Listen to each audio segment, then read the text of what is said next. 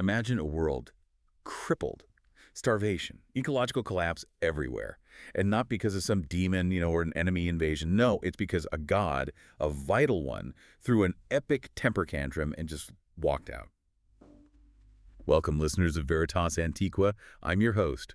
Today, we will journey together into the depths of the Hittite myth of Telipinu to uncover the secrets of this ancient story. It's a fantastic one. We're diving into this foundational story from the ancient Near East, passed down from the older Hashim culture, and it really tries to explain everything: the seasons, the absolute terror of famine, and, well, the surprising way power worked among the gods. Yeah, and we've got sources that cover the whole arc from this initial perfect state. Paradise, almost. Right, paradise. Then the nightmare, the gods completely failing, humiliatingly so.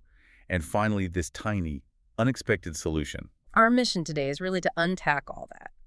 Look at those very human details, and what this deep-seated fear of the divine just packing up and leaving tells us about how they saw their world, climate, survival. You mentioned paradise. That's exactly where the sources start. A time of total harmony.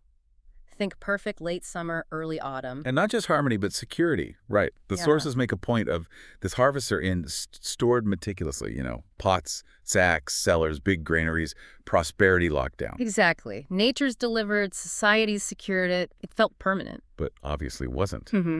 So let's get into it. What actually flips the switch? It goes from that perfect autumn to total chaos. Like instantly. What happens? Well, the trigger, according to the myth, it's startlingly simple: neglect. Neglect. Yeah, neglect of the proper rites, the sacrifices. Telipinu, he's the god we're talking about, son of the big storm god. He's the engine of everything green and growing abundance, agriculture, plants, seasons. And when he feels overlooked, he doesn't send a plague, he doesn't smite anyone. He just gets furious and leaves, vanishes. And the way he leaves, it's almost comical, but so telling. He's in such a rush, such a rage. He puts his shoes on the wrong feet, right shoe on the left on the right. Sounds funny, doesn't it? But that little detail, it says everything. How so? Well, think about it. The god responsible for cosmic order, for the cycles of life. He himself is utterly disorganized, completely beside himself with rage. His personal mess instantly becomes universal chaos. Paradise turns to, well, hell. And you mentioned before, this might connect to real-world stuff, like actual historical trauma. It seems very likely, this idea of sudden, devastating change. It could easily be a kind of cultural memory of terrible droughts, maybe a sudden cold snap that forced their ancestors, the Hashims, to migrate. So the myth isn't just about fickle gods. It's an explanation for why sometimes the reliable seasons just break. Precisely. It frames those devastating exceptions not as nature failing, but as the god in charge of nature being upset.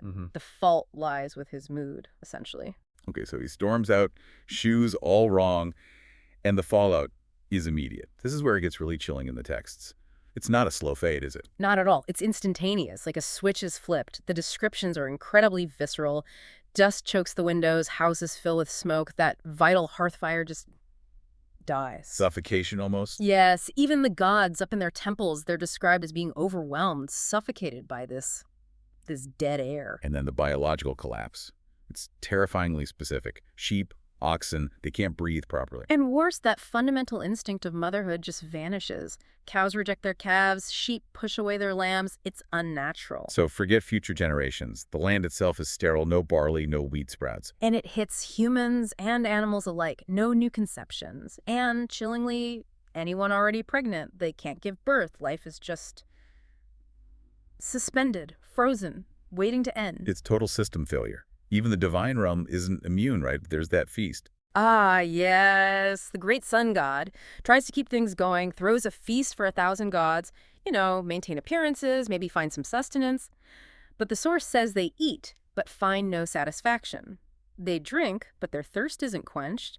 The emptiness reaches right to the top. The gods themselves are starving. Which finally gets their attention.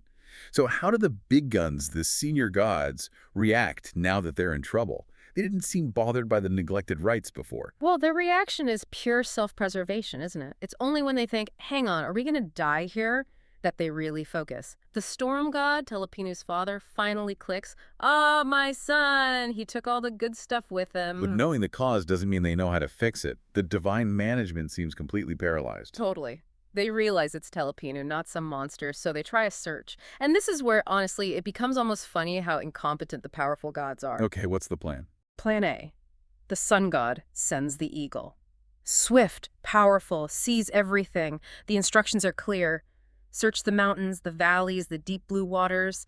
Top down, maximum power. Makes sense. Use your best asset. And the eagle fails. Completely. All that speed, that incredible sight, useless against a god's bad mood, apparently. Cosmic rage is invisible to the fastest scout. So, plan B, the storm god himself. Yes, the big boss tries to step up. He decides to search personally, but he can't even get out of his own city. He's so distraught, so overwhelmed, he tries to leave through the gate and just breaks the bolt in the wedge, then collapses, exhausted. He's literally blocked by his own front door. It's an incredible image, isn't it? The ruler of the heavens, foiled by basic architecture because he's in such a state. It's a metaphor, really, for how useless raw power is when the problem is internal, a disruption of order itself. So the storm god is reduced to asking his wife, the goddess Hannah, basically, what now? Are we just going to starve? Pretty much. Will we die of sorrow is the line. Yeah. Utter despair from the top god. And this is where things pivot. Hannah steps in. She ignores the failed, grandiose plans. And suggests something that just highlights the arrogance of the male gods beautifully. She says, let's send the bee. The bee.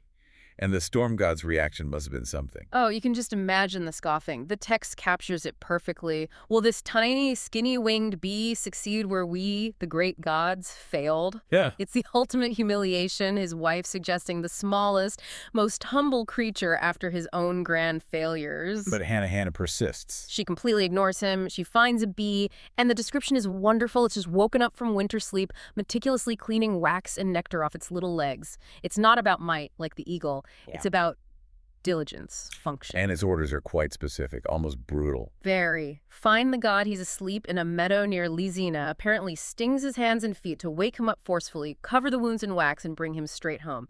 It's a targeted, almost violent intervention. Yeah. It works. It works.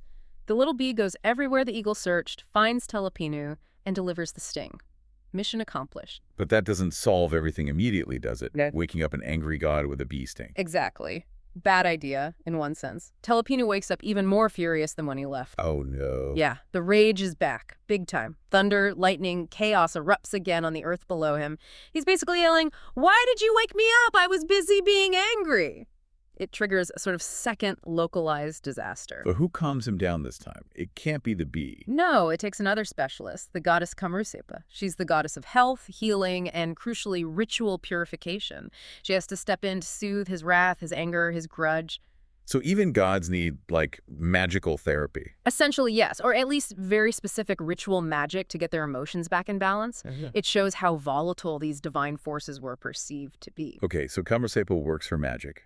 Telipinu calms down. What happens next? Does things snap back to normal? Instantly. He returns to his temple, and it's like reversing the film. He personally clears the dust from the windows, the smoke from the houses, the hearth fire roars back to life. And the biological world restarts. Immediately, animals can breathe again. The mothers start caring for their young again. That broken instinct is repaired. Life becomes viable. And there's a ritual to make sure this sticks, right? To keep the prosperity going. Yes, very important. First, Telipinu makes sure the human rulers, the king and queen, get their due eternal life and vitality. Then, this symbolic planting. A juniper tree, always green, is set up before him. Symbolizing resilience. Exactly, evergreen resilience. And from it hangs a sheepskin bag stuffed with symbols of the abundance he brings back. Sheep fat, grain, meat, wine, livestock. It's a visual guarantee of long days, fertility, prosperous flocks. You mentioned Kamrusepa used a complex ritual on Telipinu too, something about rams. Ah, yes.